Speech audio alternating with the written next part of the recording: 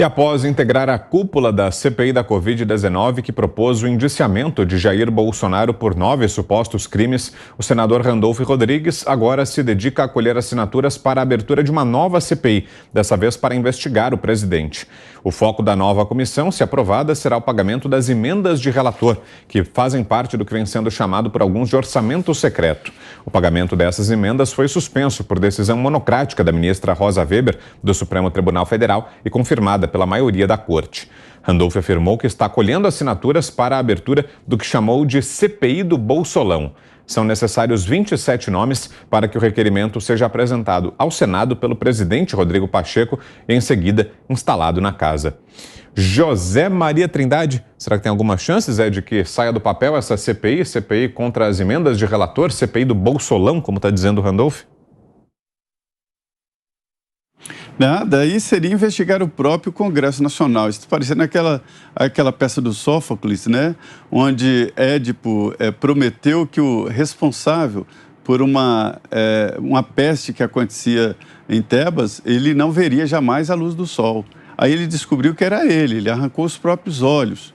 Então, assim, pode chegar ou deve chegar naturalmente a pessoas próximas ou até no relator sobre esse assunto, porque esse orçamento secreto, ele foi inventado e foi gerido ali pelo Congresso Nacional. Não foi o presidente, aliás, pelo contrário, tirou poderes do presidente da República de lidar com verbas discricionárias, ou seja, mandar dinheiro para um estado, para outro. O que foi o orçamento? Esse orçamento secreto. Os senadores e deputados, eles têm 16 milhões de reais em emendas particulares. Cada um tem 16 milhões de emendas. E aí eles mandam emendas para municípios. Alguns mandam emendas carimbadas, ou seja, essa emenda é para construir uma rua, mas a construtora tal é que vai fazer o calçamento. Isso.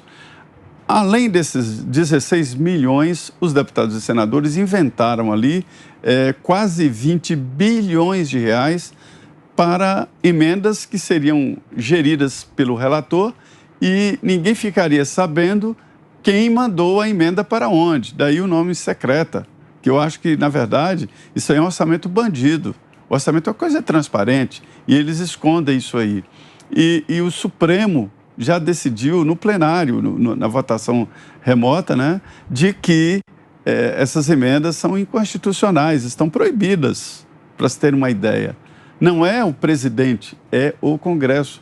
A proibição foi de congressistas mandarem dinheiro para suas bases desta forma. As emendas individuais continuam. Então, assim, se montar uma CPI para tentar pegar o governo através deste tratoraço, né, porque as emendas compraram tratores e caminhões superfaturados, né, e ainda tem muito mais a ser investigado, vai chegar em deputados e senadores.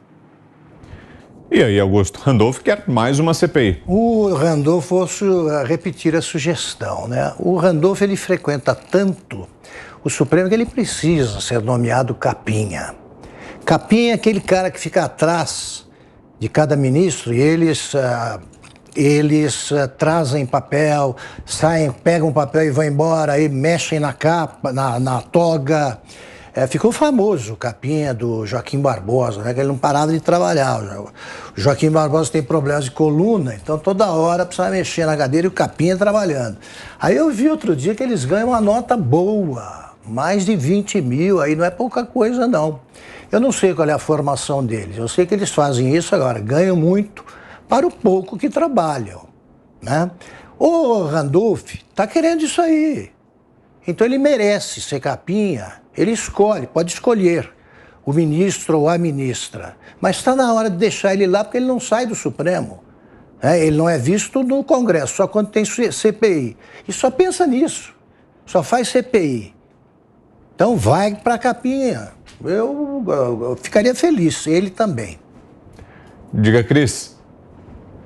Sabe o que ele faz também, Augusto? Ele corre para Ministério Público para tirar foto com o promotor, mostrando que ele está entregando o relatório aqui e ali, e fazem essas fotos sem máscara, né? Na maior hipocrisia, preocupação zero com o Covid, zero, nenhuma. Passaram meses ali naquela sala fechada do Senado ali fazendo encenação para as câmeras e agora fazem encenação em salas fechadas em outros órgãos públicos sem se preocupar com Covid. Criticavam tanto o presidente por estar sem máscara em ambiente aberto, com capacete numa motociata, e eles ficam ali tirando fotos para fazer firula na frente da câmera e não se preocupam com isso. Levou o relatório para o STF, ele e os demais senadores, né? Randolph, Omar Aziz, Renan, estavam todos juntos e de mãos dadas ali, ninguém larga a mão de ninguém. Foram entregar para o ministro Luiz Fux, presidente do STF, entregaram para o Augusto Aras, procurador-geral da República, foram no Ministério Público do Distrito Federal, em São Paulo, e estão prometendo ir até o Tribunal de Haia, né? Não vão parar,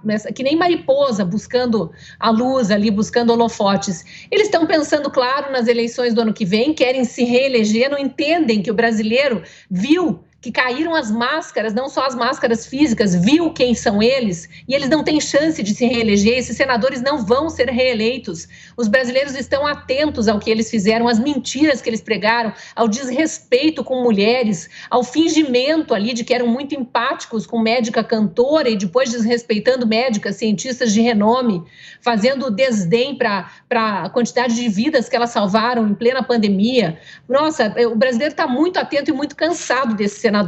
E, ao mesmo tempo, eles estão preocupados com a reeleição do presidente, né? Que o alvo deles, desde sempre, é enfraquecer o presidente, mas parece que quanto mais batem, mais é a fama deles que fica pior e não a do presidente Bolsonaro.